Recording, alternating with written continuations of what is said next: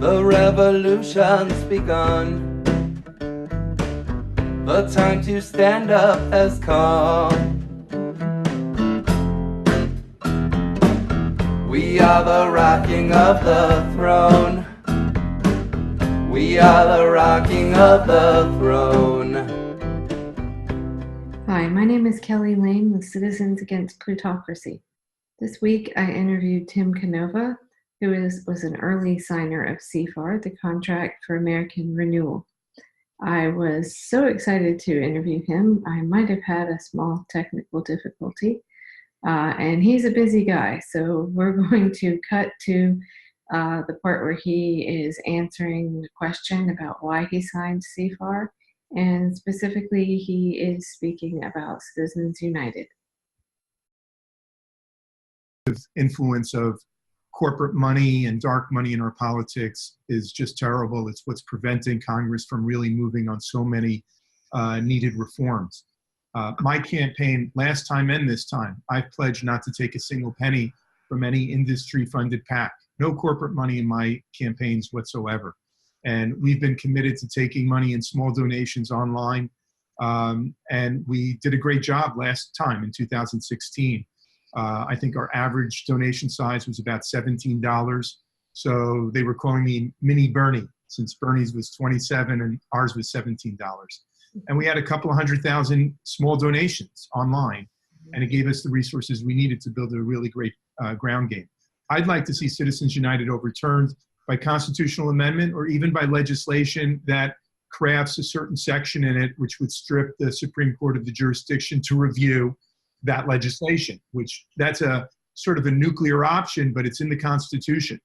I'd like to see publicly financing of elections the way they have in many European countries, and also opening up the airwaves, free time for candidates so that they can get their messages across. We need election integrity, and that's on the CFAR pledge. And I know this probably more than maybe any other candidate in the country, I'll tell you that, because when our race ended in 2016, we had some serious questions about the outcome. We were knocking on 10,000 doors a week and ranking voter engagements. So it was a very big, you could say, sample size, bigger than any of the phone surveys that the newspapers do based on a few hundred people who only have landlines. And our numbers showed a much different result than the final result, than us losing.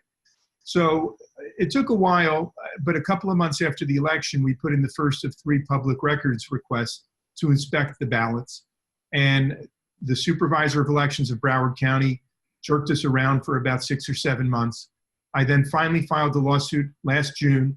And while the lawsuit was pending, the supervisor of elections destroyed all of our paper ballots in violation of federal law, state law, and the court's authority as well. They actually certified that the ballots were not the subject of pending litigation when they were. So, you know, this is outrageous. It leaves us with only the scanned images, and the scanned images without the paper ballots to back them up doesn't give much assurance, because the scanned images, guess what? They can be manipulated through computer software manipulation, you know, whether it's the Russians or corporate interests that are manipulating it. So we stand very firmly for paper ballots to be counted by hand in public, not just as they're doing all over Europe, where they've banned these electronic voting machines, but as we in this country did for many decades. Also on the CFAR contract is to rebuild this country, to rebuild the infrastructure. I've been writing about this as a legal scholar for many years. I'm a law professor, and what I teach about is the Federal Reserve and public banking. And our country has a very strong history during the New Deal, the 1930s, 1940s, and even into the 50s, of, first of all, a national infrastructure bank. It was called the Reconstruction Finance Corporation. And even the Federal Reserve was directing resources not just to Wall Street, but to Main Street. So we need to come up with these kinds of public financing mechanisms so that we can afford to rebuild our infrastructure without putting it on credit cards, without running up deficits. You know, I know modern money theory says you can run deficits. I understand that. I don't disagree. But politically, it's very difficult to do in Washington. You have these pay-as-you-go rules. So let's have some public banking. use those public banking resources to rebuild the nation's infrastructure. We know here in Florida better than anywhere else maybe that we need to rebuild. Where Florida has a lot of unique problems, but maybe they're not so unique anyway, after all. The rising sea levels are beginning to corrode the infrastructure. We need to convert very quickly from fossil fuels to renewable energy sources. And that's what a lot of that kind of infrastructure investment would go towards.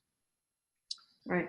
So I was thinking it did seem like kind of a no-brainer that you would sign CFAR when I looked at your platform and what you've supported for decades, really.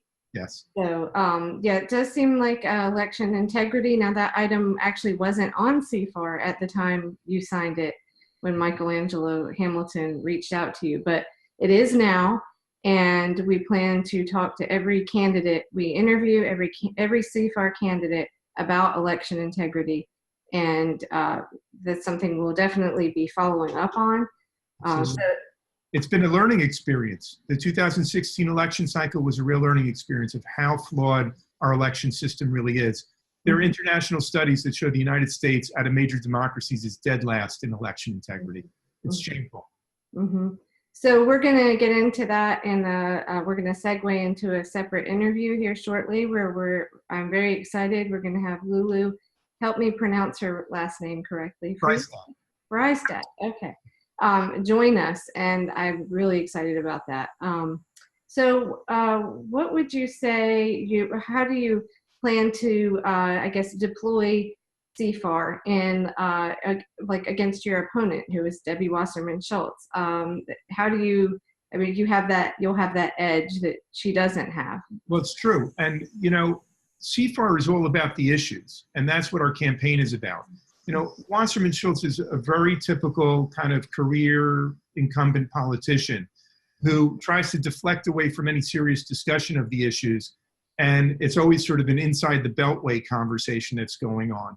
There's only so much you could say about Donald Trump, his character, the Russian investigations, and all of this. And after a while, when you keep harping on it, when you hear people like Wasserman Schultz keep harping on it, you realize what they're really doing is trying to run out the clock and not talk about the issues that matter to ordinary folks, because Debbie Wasserman Schultz is in the pocket of all of these big corporate interests. And, you know, folks go to opensecrets.org. You can see where all of these politicians, all candidates raise their money from.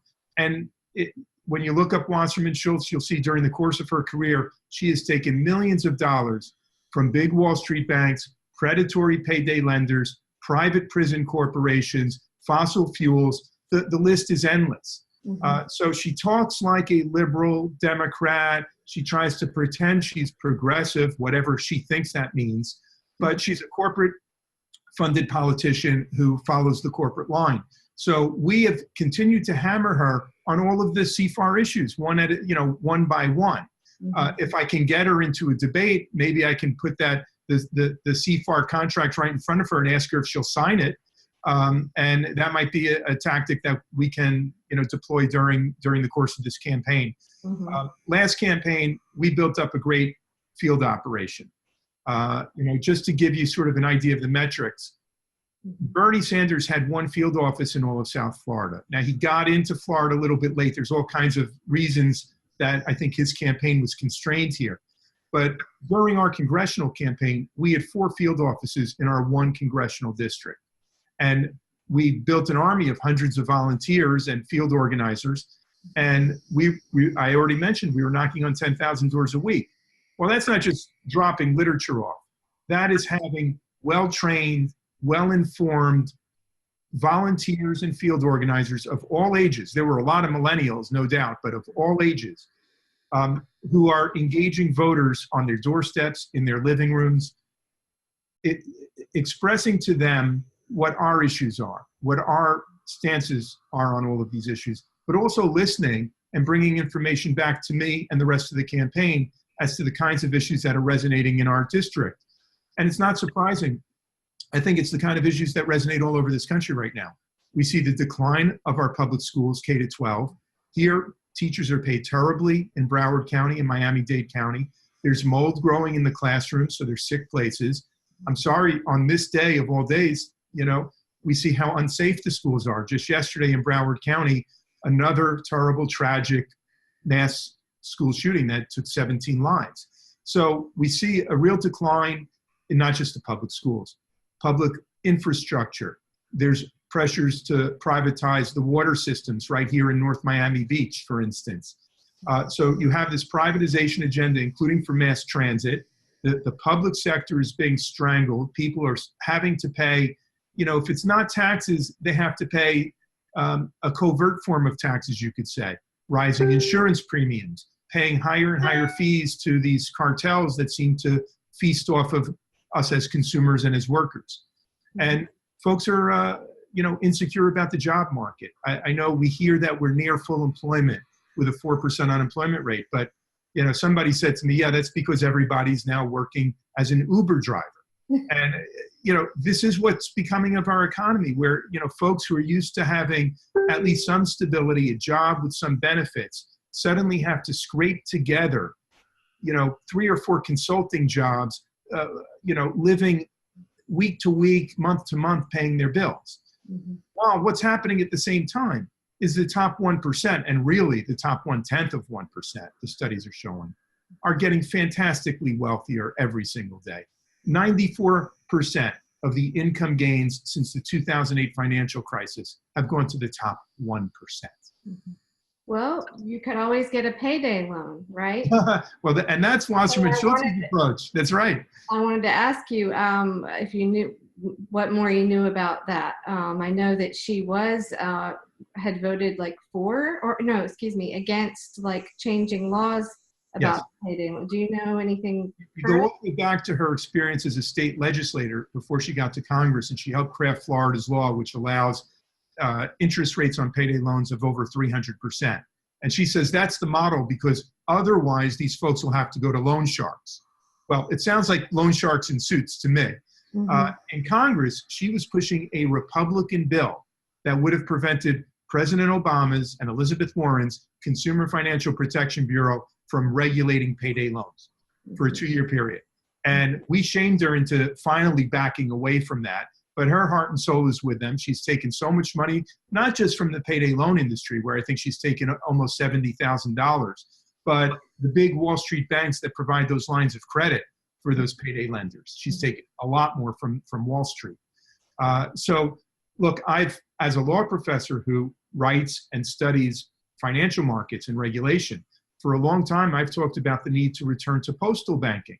The United States used to have a postal banking system. Our post offices would have no-frills checking accounts from the 1930s during the New Deal until it got privatized in the mid-1960s. There's the Bank of North Dakota as a model. There's all kinds of models for public banking or community banking, and unfortunately, that's not the way the game's been played now for decades. Instead, the Federal Reserve has been helping the biggest Wall Street banks consolidate, get bigger and bigger, while community banking gets smaller and smaller. Right. Well, this is what CFAR contract does, is separate the people that are saying they're going to do these things and the people that actually mean it, like you, and will do it. Let's see. How do you plan to pay for things on CFAR? So what things in particular? When you take a look at infrastructure, which is a big part of CFAR, right? We're talking about $4 trillion maybe that needs to be invested. I've heard even larger figures. Again, I'd go back to a national infrastructure bank. I mentioned the Reconstruction Finance Corporation during the New Deal.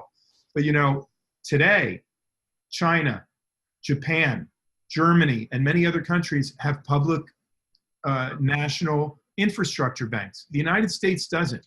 Bill Clinton campaigned for one in 1992. Barack Obama campaigned for one in 2008. But it never became so important once they were in office for the Democrats to really move it through committees and vote on it and make it a reality. That should really be priority number one for Democrats.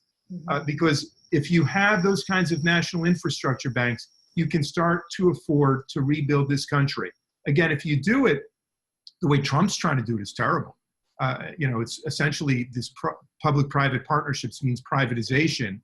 And, so the public sector will pony up some of the money and they'll do it through the bond markets. if we want to rebuild our sewage system here, let's say in Hollywood, Florida, where I live, we're going to have a city go into the municipal bond market and borrow in that way. I'll tell you, over the course of a decade, the taxpayer will pay for it twice, once in principal and once in interest. But if you have a national infrastructure bank that's essentially funded by the Federal Reserve, you don't pay any interest. And that's the way finance used to be for the public sector. But if you play by Wall Street rules, it's not going to get done. Right. Now, tuition-free higher education, I think that's a CFAR pledge as well. And I've been calling for it.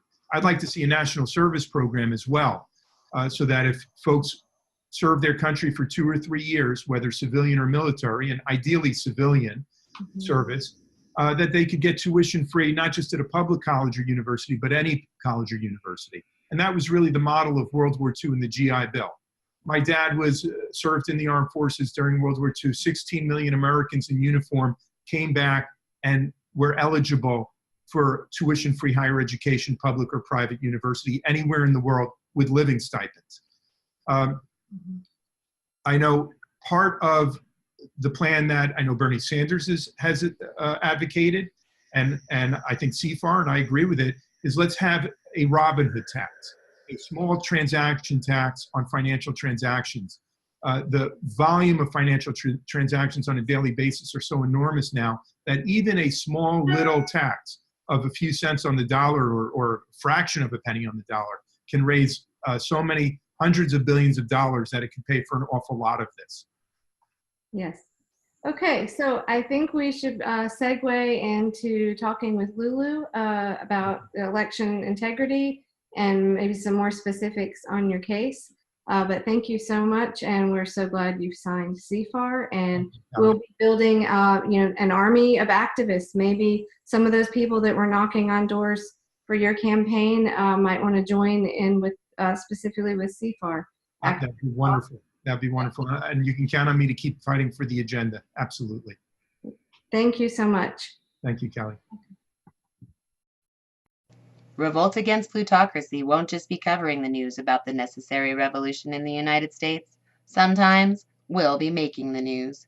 If you want to stay on top of the revolutionary actions and strategies of grassroots, genuine progressives, and our allies, please subscribe to our YouTube channel today.